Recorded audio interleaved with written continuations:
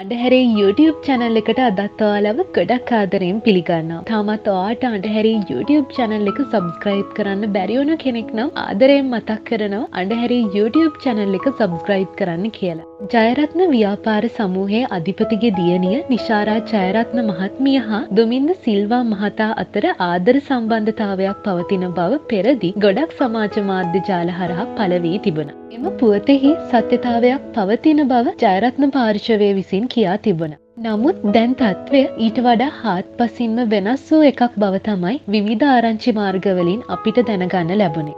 එම විවාහය යම්කිසි කාල සීමාවක් සඳහා කල් දැමූ බවයි. නිශාරා ජයරත්න මහත්මියගේ වැඩිදුර අධ්‍යාපන කටයුතු නිසාවෙන් වගේම දුමින්ද සිල්වා මහතාට ඉදිරියේදී පෙනී සිටීමට ඇති නඩුවාර කිහිපයක් නිසාවෙන් මෙම විවාහය යම් දින කිහිපයකට කල් ගිය බව තමයි අපිට දැනගන්න ලැබුණේ. විශේෂයෙන්ම පෙරදී මෙම විවාහයට සුබපතලා වගේම සමහර පිරිසක් මේ විවාහය වීම හොඳ දෙයක් නෙවෙයි. නිශාරට මීට වඩා හොඳ කෙනෙක්ව බඳින්න පුළුවන් වගේ කියලා ගොඩක් කමෙන්ට් සමාජ මාධ්‍යවල පළ කරලා තිබුණා. කවුරු මොන දේ කිව්වත් මේ දෙන්නා ගොඩක් කල් තිස්සේ ආදරය කරපු දෙන්නෙක් නිසා මේ දෙන්නටම කොහොම හරි එකතු වෙන්න ලැබුණොත් ඒක ගොඩක් ලොකු වාසනාවක්.